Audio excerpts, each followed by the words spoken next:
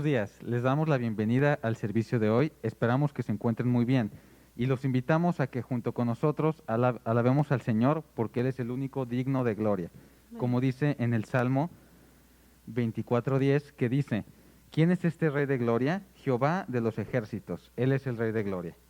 Amén.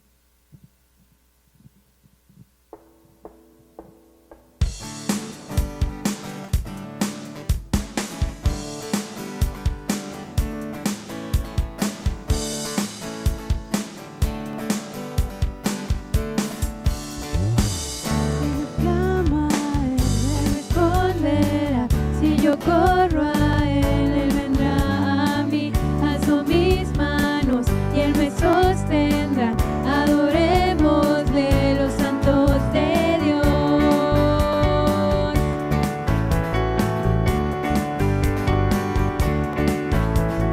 Canto a Dios, mi fuerza es él.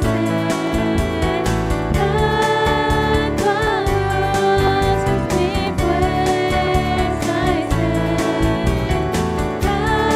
Canto a Dios, mi fuerza es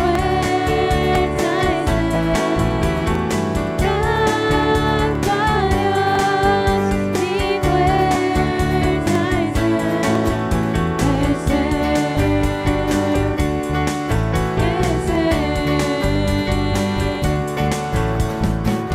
Acércate, aquí está Él, dale tu amor y Él te amará, Él nos amará y te limpiará. Si me rindo a Él, mi tierra sanará.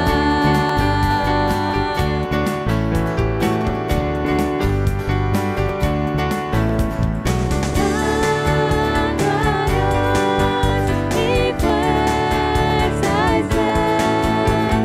Canto a Dios, mi fuerza es él. Canto a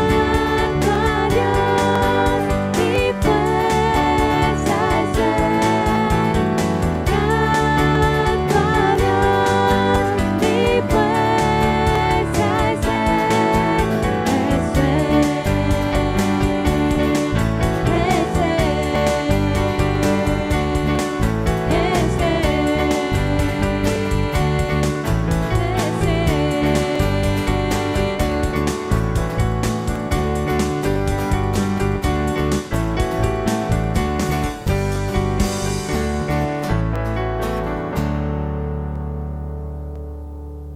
Esta mañana los invitamos a que busquemos al Señor de todo corazón, con todas nuestras fuerzas y con toda nuestra alma, ya que ese es el más grande mandamiento, que es busquemos al Señor y que vivamos para Él con todas nuestras fuerzas.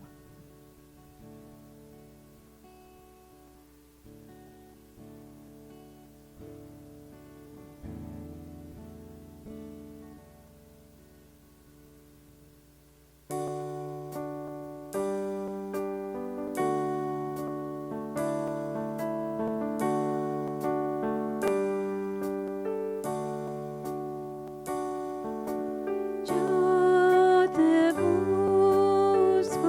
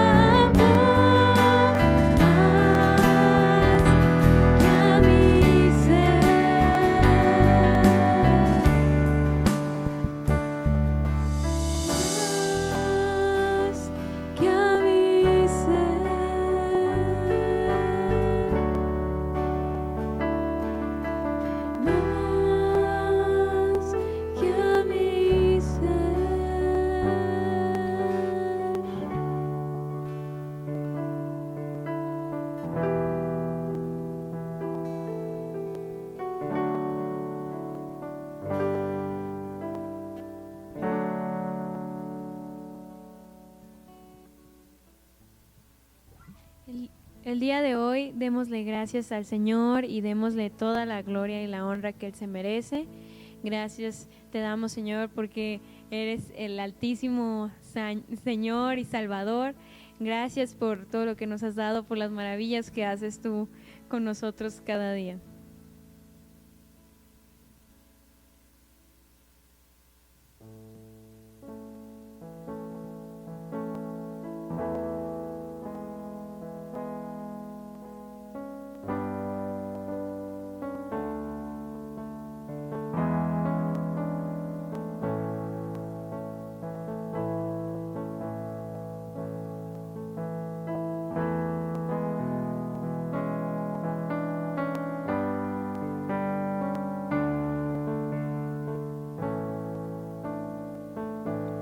Mereces la gloria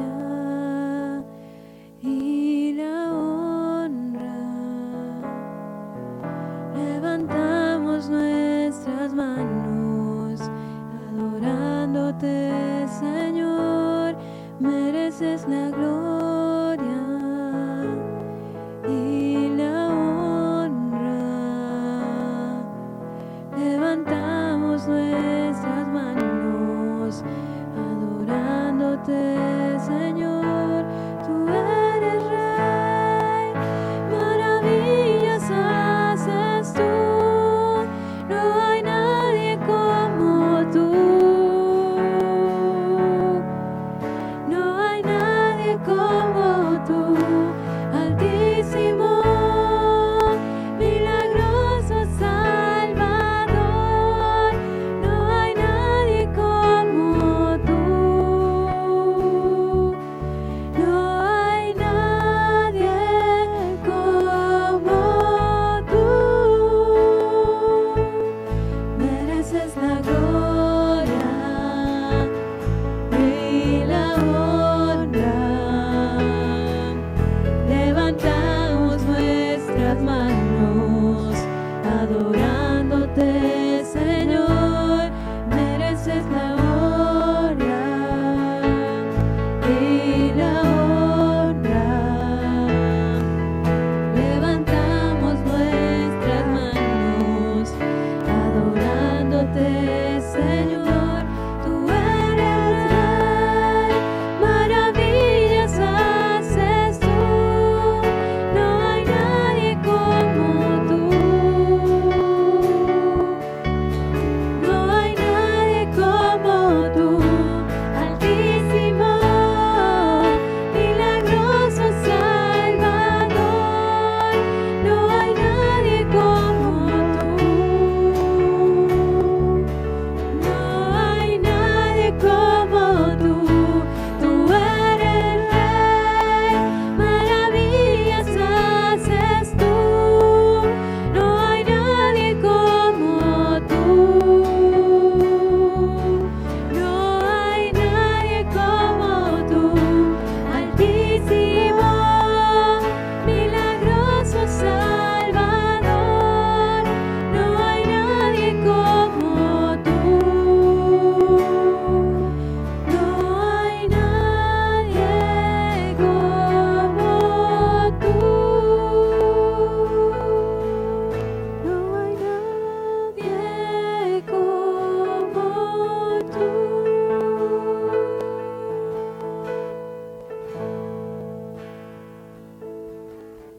Te damos la gloria y la honra esta mañana, Señor. Prepara nuestros corazones para la palabra que vamos a recibir. Gracias te damos por la libertad que tenemos de escuchar tu palabra. En el nombre de Jesús. Amén.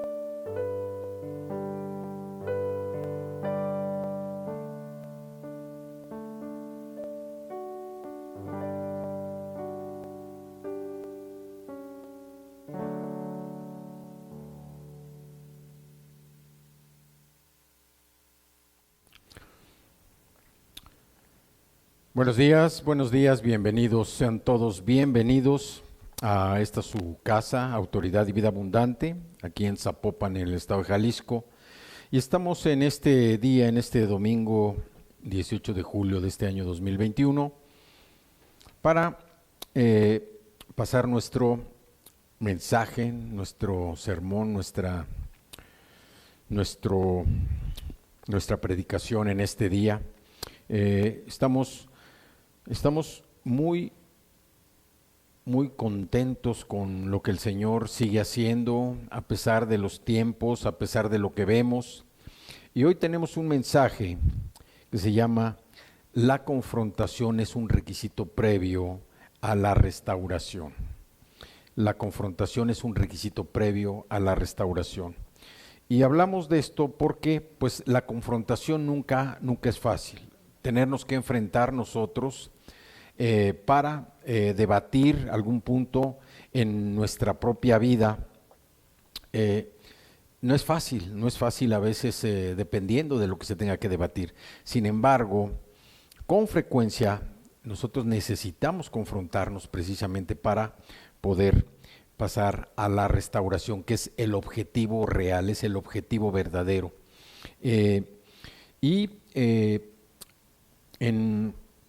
Para empezar, vamos a orar en esta mañana. Amado Padre que estás en los cielos, te damos gracias por este día, te damos gracias, Señor, porque tú manifiestas, Señor, tu obra de poder en la vida de cada uno de tus hijos. Te damos gracias por este tiempo. Bendice, Señor, a todos tus hijos, a todas las personas que están aquí reunidas, así como a las personas que están conectadas, que están viendo este mensaje. Te pedimos, Señor, que seas tú el que destapes los oídos, abras los ojos, la boca, pero sobre todo, Señor, que abras el corazón, que tu palabra sea recibida como esa semilla que va a dar mucho fruto, Señor, sembrada en buena tierra, y ese fruto se va a manifestar de manera poderosa en la vida de cada uno de tus hijos. Te damos gracias, te pedimos, Señor, que tú bendigas este tiempo, que lo tomes en tus manos, que nos guíes, Señor, para proclamar tu palabra con libertad, con autoridad y también, Señor, con amor. Te damos muchas gracias. Gracias, Padre. Bendecimos a todas las personas que ya nos están escuchando, que ya están conectadas, así como las personas que están aquí reunidas con nosotros. Te damos muchas gracias en el nombre de Cristo Jesús. Amén, amén y amén. Entonces decíamos que la confrontación es un requisito previo a la restauración. Y en Segunda de Reyes, en segundo libro de Reyes, en el capítulo 24, hay un versículo que dice: de 18 años era Joaquín cuando comenzó a reinar, y reinó en Jerusalén 3 meses. Fue muy breve el reinado del rey Joaquín, hijo de Joacim, que terminó en el 597 a.C., cuando el rey Nabucodonosor penetró en Jerusalén, arrasando con todo. La despojó de todas sus riquezas y deportó a Babilonia a gran parte de sus habitantes. A Joaquín, rey de Judá, se lo llevaron junto con los aristócratas, los militares, los artesanos también calificados, y todos ellos se fueron a Babilonia junto con sus familias. Y es muy probable que en aquel entonces, en esa primera deportación, figurara también el sacerdote Ezequiel, hijo de Buzi, el cual fue a residir precisamente a orillas del río Québar, y entre sus compatriotas cautivos, él también pudo permanecer, y ahí fue donde el Señor lo llamó, hizo su llamado a ejercer su ministerio, a ejercer ese ministerio de la profecía. La vocación de Ezequiel llegó precisamente en medio de una visión que cambió por completo su vida. A partir de aquel momento, Ezequiel se convirtió en el vocero, en la voz autorizada, en el portavoz de Dios, cerca precisamente de los exiliados, y actividad que desempeñó por lo menos hasta el año 571 a.C., año al que corresponde el último de los datos cronológicos de su propio libro. y también en una época de grandes convulsiones y cambios políticos como fue la suya, el profeta, desde la dura realidad del momento en que vivía, miraba con tristeza la historia, cómo se repetía de las infidelidades de Israel. Dios decía, se rebeló contra mí la casa de Israel en el desierto. Sin embargo, también Ezequiel veía con esperanza el futuro de la salvación. El Señor le dijo, habitaréis en mi tierra, en la tierra que di a vuestros padres, y ustedes me serán por pueblo, y yo seré a ustedes por Dios. En realidad, la situación del reino de Judá nunca fue del todo estabilizada como en los tiempos del rey David y del rey Salomón. Y se fue haciendo cada vez más difícil, hasta que en el año 586 a.C., sonó la hora del desastre definitivo. El rey Nabucodonosor invadió y destruyó a Judá, asedió, tomó y arrasó Jerusalén, incendió el templo, destruyó las murallas y envió desterrado a Babilonia a lo más representativo de la población que todavía quedaba en la ciudad. Ezequiel fue un sacerdote y también fue un profeta. Ministró durante el tiempo más tenebroso, que fue el tiempo del cautiverio babilónico, los 70 años del cautiverio babilónico. El nombre hebreo de Ezequiel es Yehezkel y significa Dios fortalece o fortalecido por Dios. Y Ezequiel efectivamente, realmente recibió el poder del Señor a lo que Él lo había llamado, para establecer ese ministerio profético. Ahora, las profecías de Ezequiel para el pueblo de Judá, para el pueblo de Dios, pueden ser vistas como complementarias de las del profeta Jeremías. El profeta Jeremías fue el último de los profetas que habitó en Jerusalén antes precisamente de la invasión de Nabucodonosor. Pero mientras Jeremías hablaba principalmente o daba un mensaje sobrecogedor de juicio y destrucción, Ezequiel se enfoca más precisamente en la restauración y en la reconstrucción. Ahora bien, nosotros hablamos de un mensaje sobre los soldados de Jesucristo. Decíamos que un soldado de Jesucristo es aquel que está dispuesto a dejar todo lo que tiene que hacer precisamente para obedecer al Señor, para ponerse a las órdenes del comandante supremo. Ese es un soldado de Jesucristo.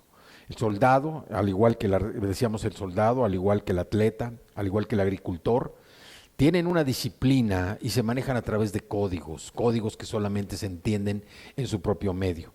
Sin embargo, dentro de los soldados de Jesucristo, que son aquellos que dejan todo por poner como prioridad precisamente las instrucciones que Dios les ha dado, ellos también suelen caer. Y un soldado de Jesucristo, un creyente, un nacido de nuevo, a veces se ve en la terrible situación de caer ante la tentación, caer ante el pecado. Ahora, ¿cómo nosotros podemos confrontar a un soldado, a un nacido de nuevo que ha caído espiritualmente? Por eso hacíamos referencia primeramente a lo que sucedió con el profeta y sacerdote Ezequiel. Ezequiel fue nombrado, el llamado de Ezequiel por parte del Señor fue precisamente a que profetizara, se convirtió en el vocero del Señor para hablar primeramente al pueblo de Israel y poner en claro, poner en una pantalla las infidelidades del pueblo de Judá. Esas infidelidades fueron puestas precisamente del mismo pueblo, y aunque habló también en su libro de todas las abominaciones contra Dios, también al final habla del futuro, la esperanza futura del Señor por la salvación. Dios asignó a Ezequiel este terrible trabajo, un trabajo tremendo, una tarea tremenda, porque el profeta tenía que confrontar al pueblo precisamente en cuanto a su pecado. Y para iniciar aquí, por favor acompáñenme, abran sus Biblias en el libro de Ezequiel, precisamente en el capítulo 16, Y vamos a leer dos versículos, el versículo 2 y el versículo 14. Dice Ezequiel 16, versículo 2. Dice, hijo de hombre, notifica a Jerusalén sus abominaciones. Aquí Dios le dijo a Ezequiel, le dice a Ezequiel que hable y le da precisamente el título de hijo de hombre. En la primera parte de este libro de Ezequiel vemos constantemente repetida la frase hijo de hombre. Y aquí dice, vino a mí palabra de Jehová diciendo, hijo de hombre, notifica a Jerusalén sus abominaciones. O sea, dile al pueblo lo que está haciendo en contra mía, que los está haciendo que se alejen de mí. Y el versículo 14 dice, y salió tu renombre entre las naciones a causa de tu hermosura, porque era perfecta, a causa de mi hermosura que yo puse sobre ti, dice Jehová el Señor. Judá olvidó que cualquier bien que tuviera lo había obtenido precisamente, lo había recibido de parte del Señor. ¿Por qué? Porque Él la redimió cuando la nación era pequeña, era como un bebé no deseado entre las naciones, y la moldeó con su propia sabiduría, con su propia gloria y su poder. Pero cuando la nación se puso fuerte y hermosa, también decidió volverse orgullosa y se apartó de Dios. ¿Cómo? Pues a través de la idolatría, contaminada por las naciones vecinas, estableciendo cultos de adoración para dioses paganos, dioses ajenos, construyendo o fabricando estatuas. Todo esto vino después que Judá decidió volverse orgullosa y se apartó de Dios. Y esto mismo pasa con nosotros. Cuando nosotros como hijos de Dios, como personas nacidas de nuevo, nos apartamos del Señor, nos espera su disciplina. Por eso debemos recordar que cualquier éxito, talento, habilidad, sabiduría o fortaleza que recibamos vienen de parte del Señor. Y debemos usar todo ello con un solo objetivo, para su gloria y su honra. De otro modo podemos cometer el mismo error que cometió Judá. Vamos ahí al capítulo 20, allá adelantito. Capítulo 20. Y vamos a leer los versículos 4 y 5. Dice el versículo 4 del capítulo 20, voy a estar leyendo la versión Reina Valera, 1960, y ya saben que les recomendamos que cuando vengan a la congregación, vengan con una Biblia, se acompañen de una Biblia, si están escuchando el mensaje, se acompañen de una Biblia, también para que puedan darle seguimiento a los versículos y a los pasajes, y posteriormente ustedes puedan repasarlos en casa, puedan profundizar en la lectura también, porque esto finalmente enriquece nuestra vida espiritual. Dice el versículo 4 del capítulo 20 de Ezequiel, ¿quieres tú juzgarlos? ¿Los quieres juzgar tú, hijo de hombre? Hazles conocer las abominaciones de sus padres.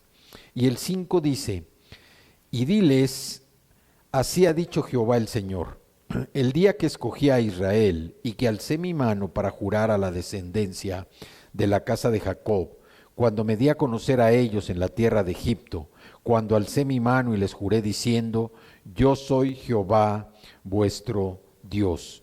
Aquí también el Señor le está diciendo a Ezequiel, hijo de hombre, habla a los ancianos de Israel y diles, así ha dicho Jehová el Señor, ¿quieres tú juzgarlos?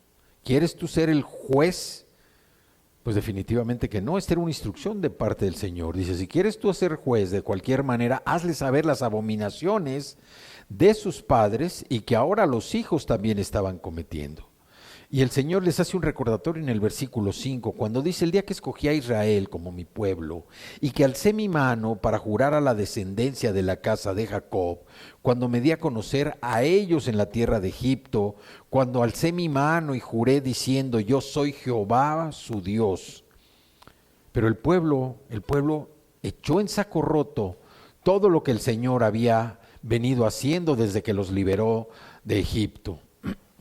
Allá adelante en el versículo 13, el Señor también dice, mas se rebeló contra mí la casa de Israel en el desierto, no anduvieron en mis estatutos y desecharon mis decretos, por los cuales el hombre que los cumpliere vivirá. Y mis días de reposo profanaron en gran manera. Dije, por tanto, que derramaría sobre ellos mi ira en el desierto para exterminarlos.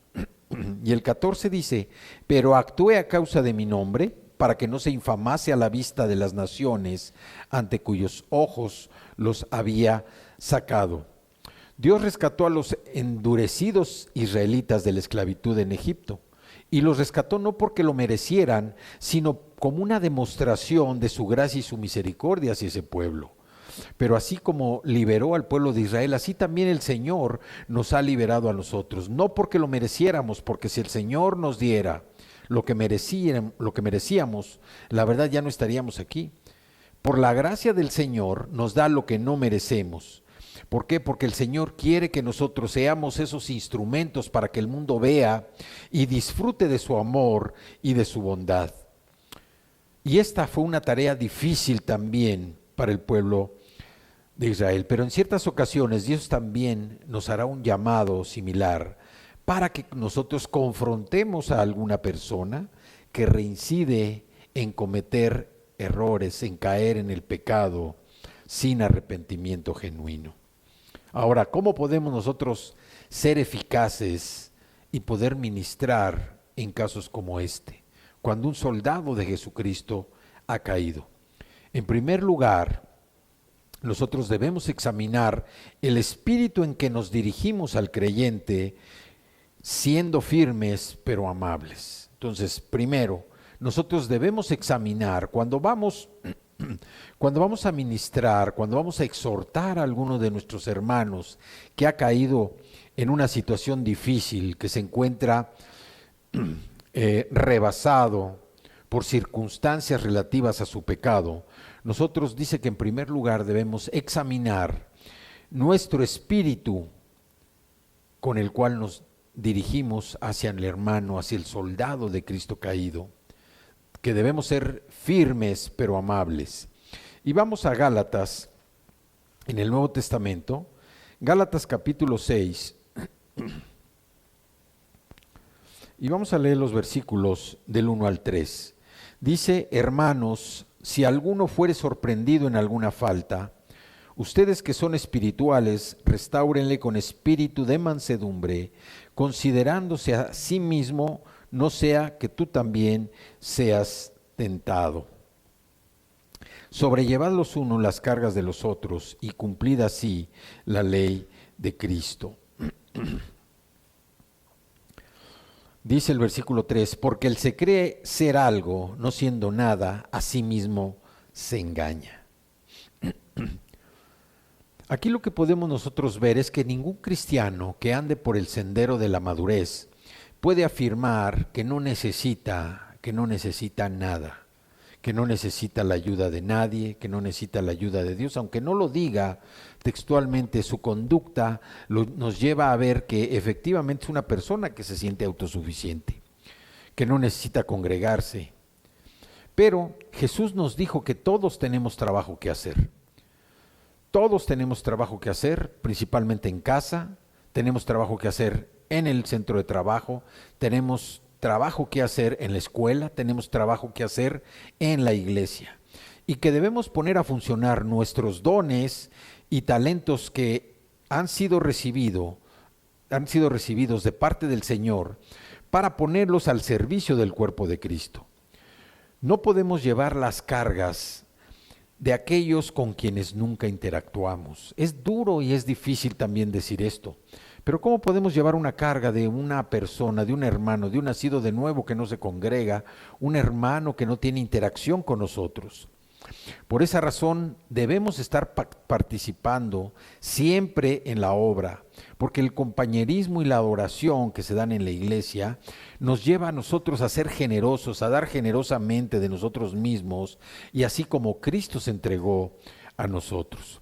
Ahora, nosotros también debemos evitar caer en la trampa de compararnos con otras personas o competir con ellas para ver quién es mejor cristiano.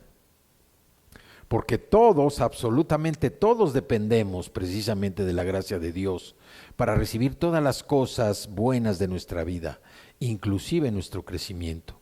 Dice la Escritura que uno es el que siembra, otro es el que riega, pero el crecimiento lo da el Señor.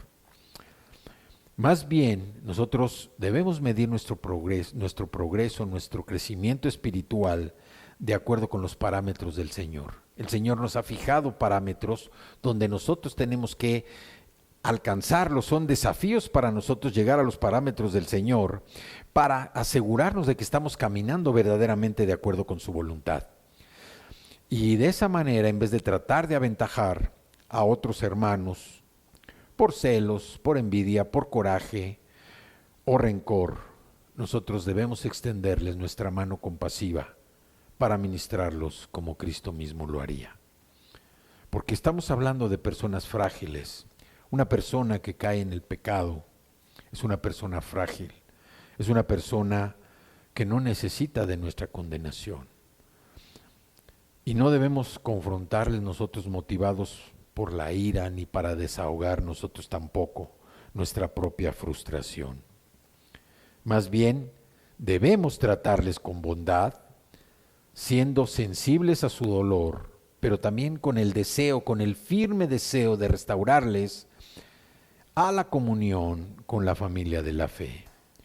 Entonces, en primer lugar, para poder trabajar, para poder ministrar a nuestros hermanos, a un soldado de Jesucristo que ha caído en el pecado, debemos examinar el espíritu en que nos dirigimos precisamente a este hermano caído, que debemos ser firmes pero amables, como veíamos ahorita en Gálatas, y también no ser esas personas que se creen ser algo, como dice el versículo 3 de Gálatas 6, no siendo nada, porque asimismo nos engañamos. Entonces, en segundo lugar, debemos confrontar a la persona con humildad, porque dice el versículo 3, el que se cree ser algo no siendo nada, a sí mismo se engaña. No podemos acercarnos tampoco con una actitud jactanciosa, prepotente, orgullosa o soberbia, como si jamás pudiéramos nosotros cometer pecado. Cuidado, porque esa mentalidad ofende profundamente a Dios. Para ministrar no podemos nosotros llegar como sintiéndonos superiores, y menos con una actitud de soberbia, una actitud orgullosa, una actitud prepotente, o también con una actitud jactanciosa, una actitud irónica, una actitud de burla. ¿Por qué? Porque esto habla como si nosotros jamás pudiéramos cometer pecado. Y hay que recordar, dice la Escritura, el que se crea firme, cuídese porque puede caer. Y sobre todo que esa mentalidad ofende profundamente a Dios. Vamos a Mateo capítulo 7, a ver qué nos dice el apóstol Mateo en el capítulo 7. Dice el pasaje del versículo 1 al versículo 5, el juzgar a los demás. Dice, no juzgues para que no sean juzgados, porque con el juicio con que juzgan serán juzgados, y con la medida con que miden serán medidos. ¿Y por qué miras la paja que está en el ojo de tu hermano y no echas de ver la viga que está en tu propio ojo? ¿O cómo dirás a tu hermano, déjame sacar la paja de tu ojo, y he aquí la viga en el ojo tuyo? Hipócrita, saca primero la viga de tu propio ojo, y entonces verás bien para sacar la paja del ojo de tu hermano. No deis lo santo a los perros, dice la Escritura en el versículo 6. Si viviéramos conforme a esta pauta, si nosotros siguiéramos y guardáramos esta Escritura y sobre todo lo que nos habla este pasaje, eliminaríamos la mayoría de nuestros conflictos. Hay que reconocer que la mayoría de los conflictos se dan por juzgar de manera irresponsable, de manera imprudente, la acción, la actitud de otras personas. Y en lugar de esto, muchas veces juzgamos sin pensar, pero sí podríamos adherirnos al mismo criterio. A veces no juzgamos directamente, pero sí nos cargamos o le damos la razón a las personas que están juzgando. Y aquí yo te pregunto, ¿eres la clase de persona que demuestra la gracia de Dios a los demás? ¿O exiges más de lo que puede sobrellevar la otra persona en su propia vida? ¿Cómo te calificarías tú? ¿Como un juez? ¿Como una persona que juzga? ¿Como una persona que murmura? ¿Como una persona que busca acabar a los demás por medio de expresiones inadecuadas? ¿Con actitudes de burla, actitudes jactanciosas, con actitudes prepotentes, actitudes de soberbia, actitudes orgullosas? ¿O eres la clase de persona que demuestra la gracia que Dios te ha dado a los demás? ¿Qué clase de persona eres tú? Si nosotros vemos el ejemplo muy claro en el libro de Ezequiel, de cómo confronta precisamente al pueblo, pero Ezequiel guiado por el Señor. Si tú alguna vez sientes que eres guiado por el Señor, confronta. El mejor instrumento que confronta nuestra vida es precisamente la Biblia, la palabra del Señor. Pero también nosotros a veces nos percatamos y nos damos cuenta que un soldado de Jesucristo, un hermano en la fe, una persona nacida de nuevo, un creyente está pasando por momentos difíciles, momentos de oscuridad, de terror en su vida. Y es cuando nosotros como hijos de Dios debemos participar, debemos aprender como Ezequiel y confrontar precisamente a estos hermanos. ¿Por qué? Porque la confrontación es un requisito previo para la restauración, que como sabemos es el objetivo real. Vamos a Primera de Juan, capítulo 1, ya casi al final, Primera de Juan, capítulo 1. Y vamos a ver los versículos 9 y 10. Primera epístola de Juan, capítulo 1, versículos 9 y 10, que son palabras y promesas muy hermosas de parte del Señor para nuestra vida, para los que somos creyentes, los que hemos nacido de nuevo. El Señor nos dice que si confesamos nuestros pecados, Él es fiel y justo para perdonar nuestros pecados y limpiarnos de toda maldad. Y el 10, si decimos que no hemos pecado, le hacemos a Él mentiroso y su palabra no está en nosotros. Nosotros como nacidos de nuevo no podemos decir que somos ese tipo de personas que ya no pecamos, porque estaríamos mintiendo.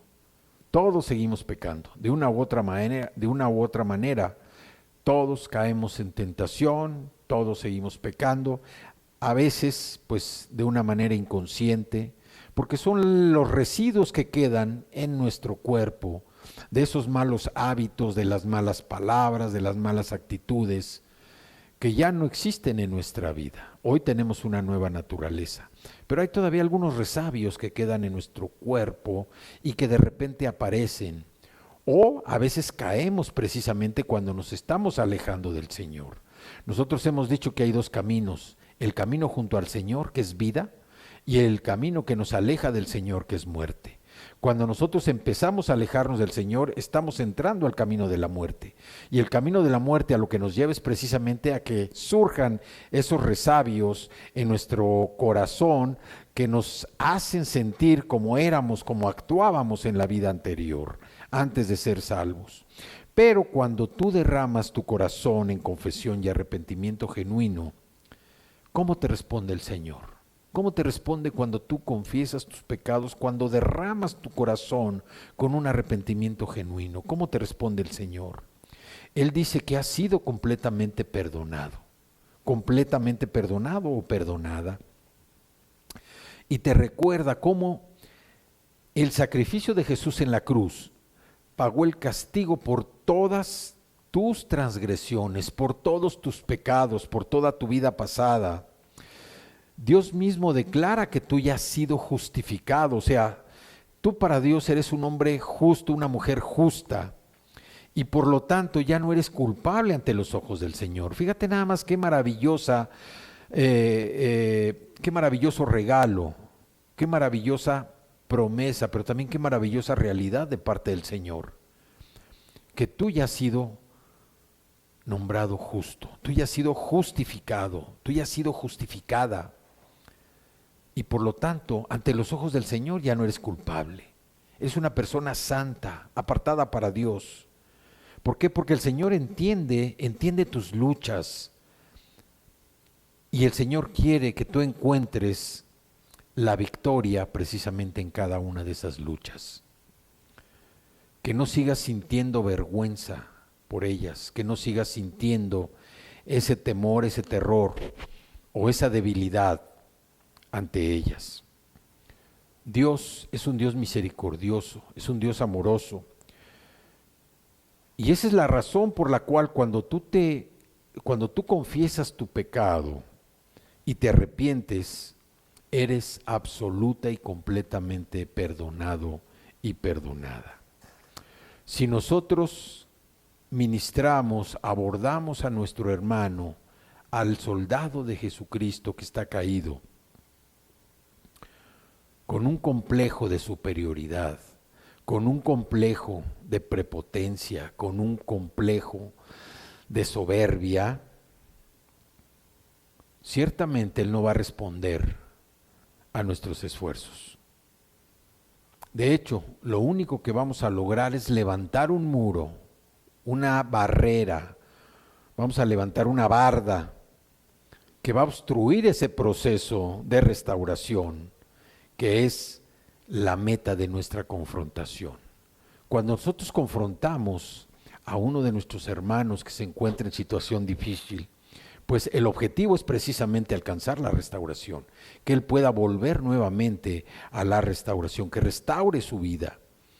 Pero en lugar de esto debemos recordar que todos, absolutamente todos, somos vulnerables a la tentación. No hay uno solo que diga yo ya estoy salvo. No hay uno solo.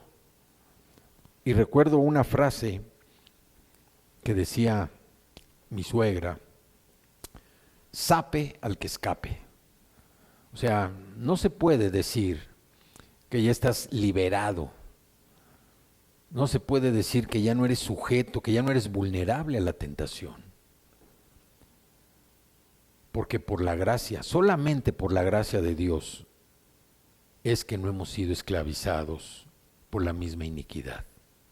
Todos nuestros pecados fueron perdonados una sola vez y para siempre. Y hoy nosotros ya no actuamos como actuábamos antes. Antes deleitábamos con el pecado. El pecado nos traía placer y lo disfrutábamos. Pero hoy, como nacidos de nuevo, con esta nueva naturaleza que Jesús puso en nosotros, cuando pecamos, sufrimos. Por eso acudimos a confesar nuestro pecado al Señor y nos arrepentimos, como dice Primera de Juan 1:9, que nosotros hemos sido perdonados, que hemos sido justificados y que el Señor ahora nos ve justos. Ante los ojos del Señor somos justos. Ahora también nosotros, hay otro punto importante, debemos entender que no vamos a convencer a nadie de su pecado. ¿Por qué? Porque esa es la obra exclusiva del Espíritu Santo. Nuestra única responsabilidad de estar ahí es exhortar, instar a la persona a que haga todo lo que Dios dice que haga y que reciba su gracia nuevamente, que la sienta, porque Dios ya se la dio. La gracia se recibe desde el momento en que aceptamos a Jesús. Acompáñenme a Juan, capítulo 16, versículos 7 y 8. Dice Jesús: pero yo les digo la verdad, les conviene que yo me vaya, porque si no me fuese, el Consolador no vendría a vosotros, mas si me fuere, yo os lo enviaré. Y cuando Él venga, el Consolador, el Espíritu Santo, que llegó precisamente en Pentecostés, dice, convencerá al mundo de pecado, de justicia y de juicio. Nosotros no podemos convencer a nadie de pecado. No podemos, porque esa es una tarea y es una labor exclusiva del Espíritu Santo. Ahora, ya vimos que en primer lugar nosotros debemos actuar y llegar con un espíritu amable, con un espíritu afable, con un espíritu firme. En segundo lugar, nosotros debemos confrontar a nuestro hermano, a nuestra hermana, con humildad. Porque veíamos lo que decía Gálatas 6:3, el que se cree ser algo, no siendo nada a sí mismo se engaña. Ahora, en tercer lugar, debemos acercarnos a la persona con amor, haciendo y deseando que todo lo que Dios requiere de nosotros para que nuestro hermano o nuestra hermana se arrepientan, debe hacerlo. Nosotros no debemos juzgar la incapacidad para expresar pena por sus acciones como una falta de remordimiento o arrepentimiento. Porque hay veces que uno espera que la gente se derrame en lágrimas, en llanto, pero eso no es labor de nosotros, ni tampoco es una señal de considerar que ya llegó el arrepentimiento. Nosotros debemos permanecer firmes en nuestros esfuerzos de alentarles a obedecer a Dios y estar de acuerdo con Él, confesando a Dios su pecado. Y todo esto lo debemos hacer con amor, porque si nosotros no vamos con el espíritu correcto, honrando a Dios y cuidando de la persona, es mejor que ni siquiera lo intentemos. Si tú no te sientes con estas características, con un espíritu correcto, con actuar con humildad y ser firme precisamente con amor para ministrar a un hermano o una hermana caída, la verdad es que ni lo intentes. Porque cuando uno dice que anda con el Padre, nosotros sabemos que Dios nos confronta también con amabilidad, con humildad y amor. Nosotros debemos hacer lo mismo con la persona que se ha desviado del camino, con la esperanza de que experimente la tristeza que según Dios, la cual produce arrepentimiento para salvación. Vamos a 2 Corintios capítulo 7, versículo 10. Dice, porque la tristeza que es según Dios produce arrepentimiento para salvación, de que no hay que arrepentirse, pero la tristeza del mundo produce muerte. Y nosotros hemos visto que una persona que no ha aceptado a Jesús en su corazón, cuando está triste, puede llegar el grado de tristeza que muera. Sin embargo, la Escritura nos dice que como nacidos de nuevo, como hijos de Dios, la tristeza debe producir arrepentimiento. Y ese arrepentimiento, ¿para qué es? Precisamente para salvación. Eso es lo que la palabra del Señor nos dice. Si tu pena por el pecado no produce ni te conduce al arrepentimiento, quiere decir que carece de valor. Recuerda que la meta de Satanás es desanimarte. El enemigo quiere que te frustres, que dirijas tu enojo hacia tu interior y te deprimas, porque estos sentimientos menoscaban tu relación con el Señor. Sentir una pena de parte del Señor conduce a un cambio en la manera como vives y ves las cosas. Te hace más fuerte porque te ayuda a aceptar la verdad de Dios y su perdón que es incondicional. La confrontación nunca es fácil, pero con frecuencia es un requisito previo a la restauración, que es el objetivo real. Acompáñame a 2 Corintios, capítulo 5, versículos del 17 al 21.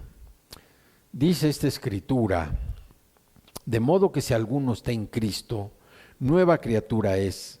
Las cosas viejas pasaron, he aquí todas son hechas nuevas. Y todo esto proviene de Dios, quien nos reconcilió consigo mismo por Cristo y nos dio el ministerio de la reconciliación, que Dios estaba en Cristo reconciliando consigo al mundo, no tomándoles en cuenta a los hombres sus pecados, y nos encargó a nosotros la palabra de la reconciliación. Así que somos embajadores en nombre de Cristo, como si Dios rogase por medio de nosotros.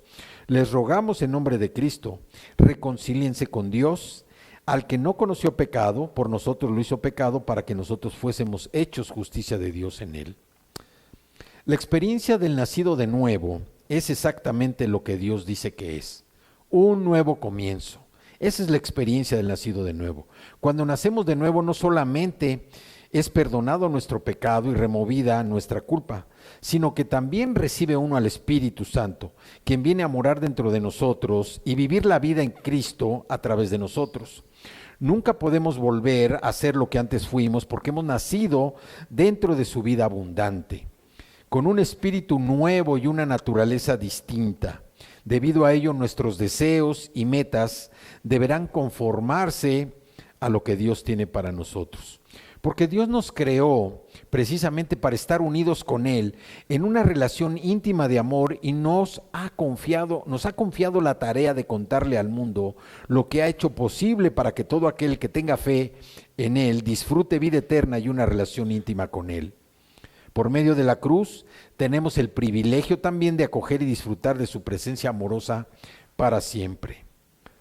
Habacuc 1 dice acerca de Dios: muy limpio eres de ojos para ver el mal. Esto significa que el Señor no permitirá el pecado en su presencia. Pero hay algo muy importante que debemos recordar. En la cruz Jesucristo tomó sobre Él las iniquidades del mundo entero.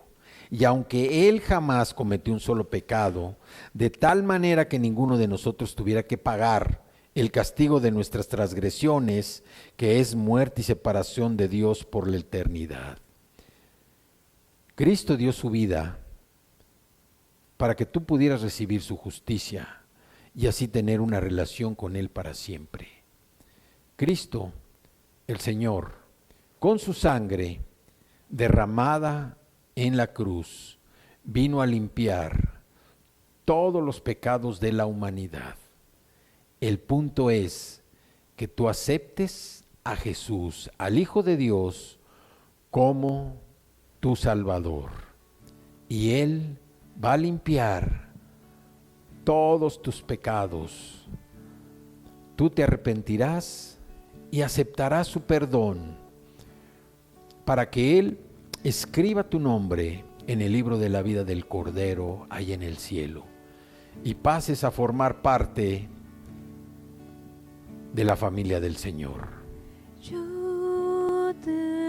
Dale gracias al Señor en esta mañana. Gracias, gracias.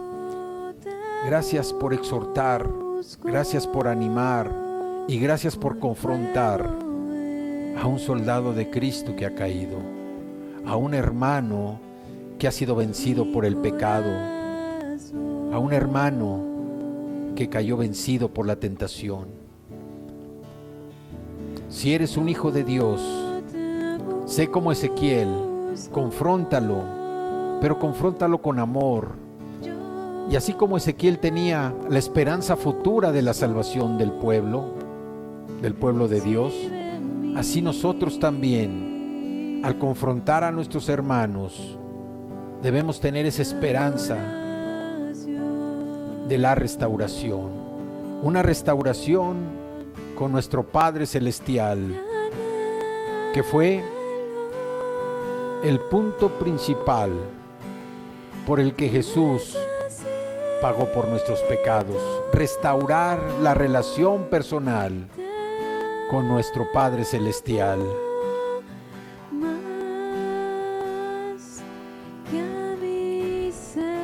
Reconoce que Jesús es tu Salvador personal, el Señor de tu vida. Hazlo en esta mañana para recibir su bendición. Y si tú eres un hermano que has caído bajo las garras del pecado, yo te animo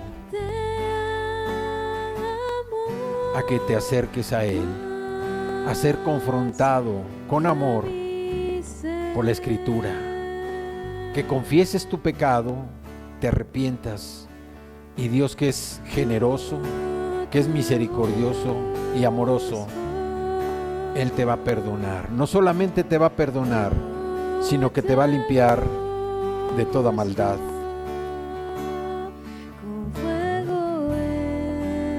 No podemos permitir que un hijo de Dios se mantenga derribado, objeto de su tristeza, de su dolor, por la falta cometida.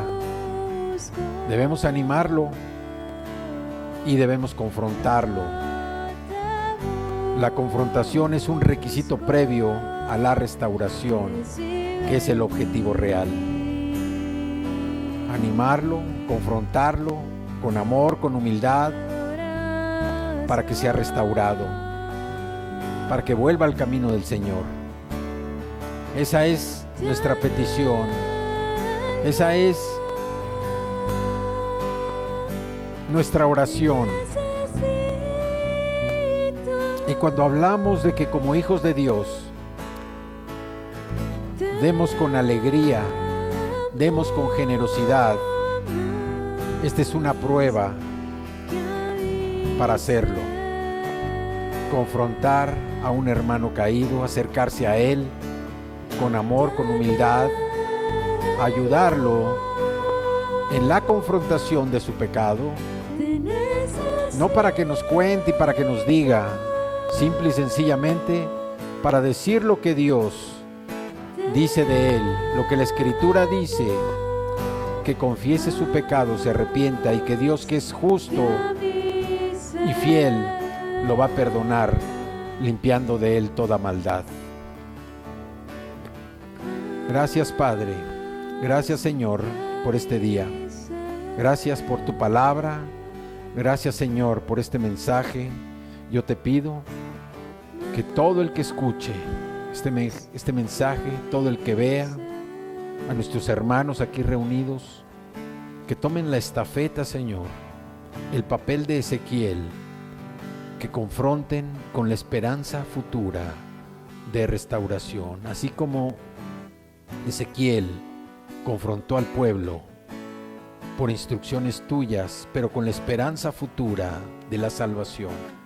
Así nosotros, Señor, que sea una forma en que ofrendemos nuestro tiempo, exhortando a un hermano caído en el pecado, a un soldado de Jesucristo, ayudarlo a que confiese su pecado, a que se arrepienta, Señor, y que después de la confrontación obtenga la restauración. Te damos gracias. Gracias, Señor, por este día. Gracias por tu palabra. Te damos muchas gracias en el poderoso y precioso nombre de tu Hijo amado Jesucristo. Amén, amén y amén. Te damos gracias. Gracias, Señor. Que Dios los bendiga. Que haga resplandecer su rostro sobre ustedes y que todos sus caminos sean paz. Amén y amén.